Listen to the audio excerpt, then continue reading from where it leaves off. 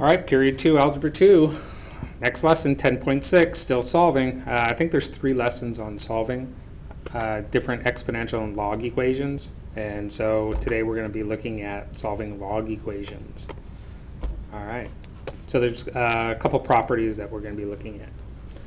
All right, so on this first one with logs, there's a property that says if log x equals log y, so we have one log on the left side, one log on the right side, then we can cancel the logs out and x will equal y. So the left side will equal the right side, okay, after we cancel the logs out. So that's a property that we're going to use here. So on number 1, we have log x equals log 3. So since we have one log on each side, we can cancel the logs out, and we have x equals 3. All right, so it's kind of like when we did the exponentials. Okay, when the bases are the same, we can cancel them out, and we can set the left exponent equal to the right exponent. All right, so number 2, same thing. We have one log on each side, and so we can set x plus 4 equal to 7, and then just solve for x, and so we get x equals 3. All right, and you can check these to see if they work, because if you put 3 plus 4 in and get 7, log 7 equals log 7. All right, so the left side equals the right side. All right, so number 3, same thing, so we can cancel the logs out, and we have 2x equal to x minus 4, and we subtract the x over to get all the x's on one side, x equals negative 4. Okay? All right. So what makes a logarithm undefined? Well, it makes it undefined if the base or the number, so the base is the subscript, or the number next to the base is either 0 or negative. Okay, so it can't be a negative number, but it can't be also be 0, because you can't do log 0. If you try to take your calculator and do log 0 or log of a negative number like negative 5, you'll get an error message. All right, so it doesn't actually work. All right. So if I were to take this negative 4 and I plugged it in here, or I plugged it in over here for x, I'm going to get a negative number in that location. All right, so I'm going to get log, and then if I put it in the x minus 4, I get negative 4 minus 4. Well, that's negative 8, and this can't happen. All right, and so when this happens, we can't use that original answer that we found. It's actually no solution. So it is possible to get no solution for these answers. Okay, so we have to check. We don't have to check because it's a log equation. And you can't do the log of any number. You can only do log of positive numbers. All right, so I'm not saying that the answer can't be negative. It's when you substitute it back in, you can't have a negative number next to the log or 0. All right. So that's why it says check your answer by plugging it back in to make sure that it's not an extraneous solution. So it's an excluded value, a solution that doesn't work. All right, so let's try 4. So one log on each side. So negative 2x equals 30, divided by negative 2, x equals negative 15. All right, so then if I were to check, okay, take negative 15, I don't have to plug it in where the x is. All right, and negative 2 times negative 15 is positive 30. Since it goes positive, I can keep this answer. Okay, it didn't go negative. All right, so 5, so cancel the logs out.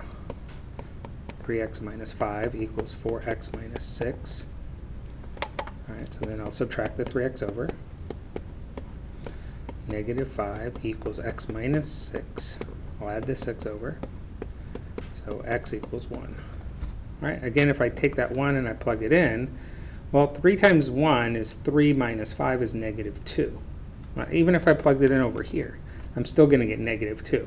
And because you can't do the log base 4 of a negative value, negative 2, you can't actually have that answer. All right, so no solution is the answer.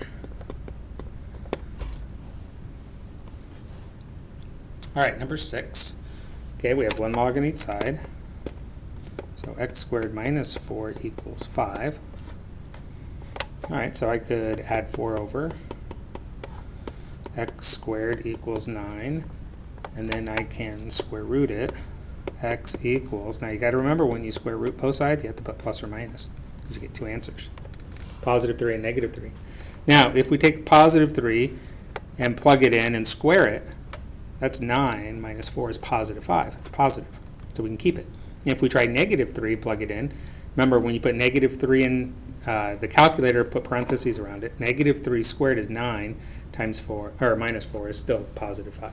So this one has actually two answers. Okay, positive 3 and negative 3. All right, 7.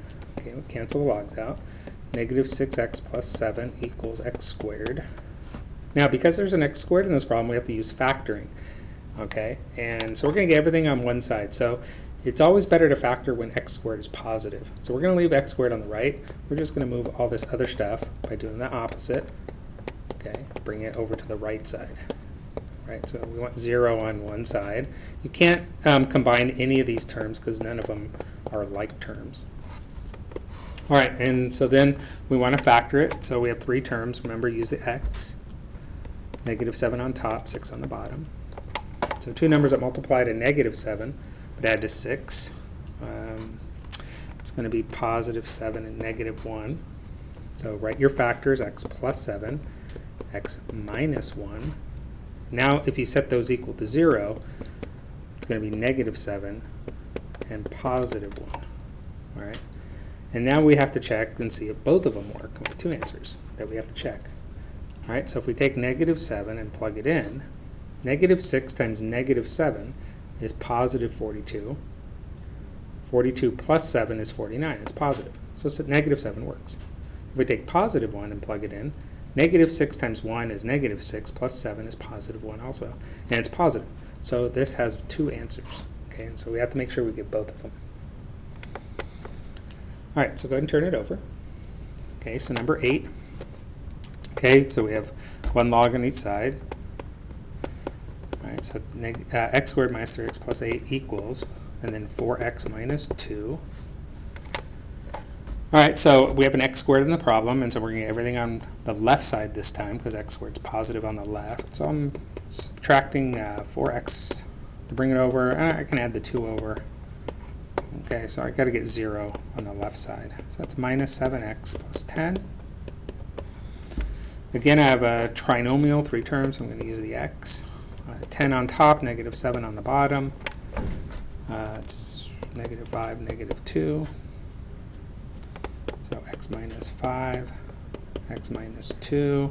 And if I solve it, I get x equals 5 and x equals 2. All right, so again, I have to check. I'm going to plug it into this one just because it has less terms and check to see if they work. So 4 times 5 is 20 minus 2 is 18. So that's positive. And plugging 2 and 4 times 2 is 8 minus 2 is 6, and that's positive also. So we'll keep both answers. Okay.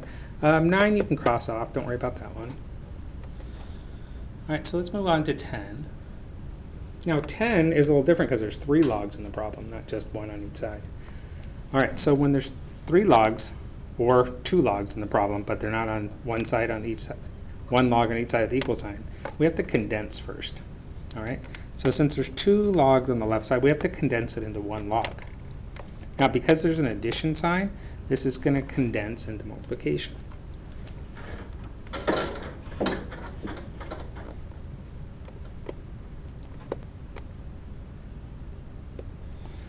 All right, so if you remember, condensing with addition, 2 logs, we have to use multiplication. So log 4 times x plus 1 equals log 24. All right, so addition condenses to multiplication with 1 log. So now that we have 1 log on each side, we can cancel the logs out. And then now I would go ahead and distribute the 4 in, and then get x by itself. All right, so some of these we're going to have to use condensing to solve. Okay, you only have to do the condensing if you have 2 logs on the same side. All right, so x equals 5. And if I take 5, plug it in, it does work. All right, 11. So remember, natural logs and log properties, they all work the same. So here I have 2 logs or natural logs on the same side again. And this time I have subtraction. So I have to condense this into a fraction. All right, so natural log x minus 4 over 2 equals natural log 3. All right, so here I have 1 log on each side. I can cancel them out. and I have x minus 4 over 2 equals 3.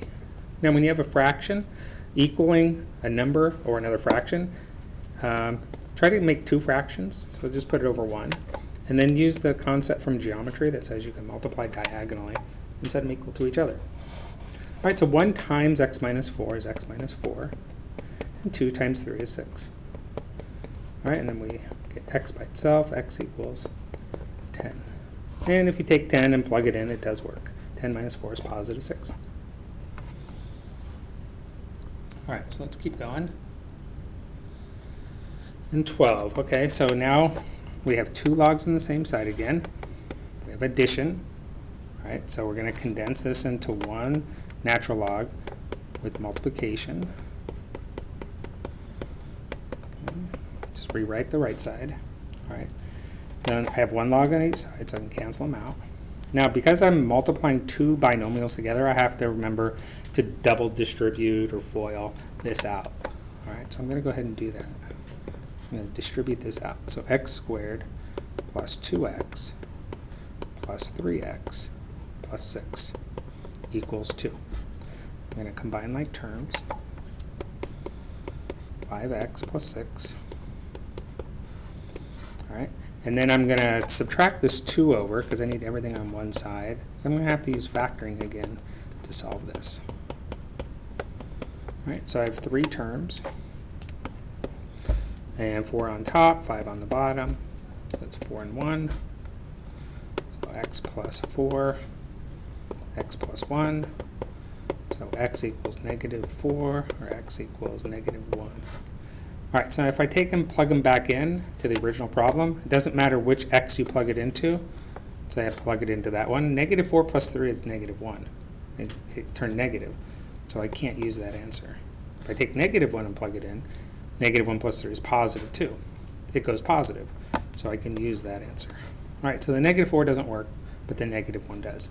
All right, that's all we're going to do for today. Don't worry about 13, and good luck on the homework. If you have any questions, send me an email. All right, bye.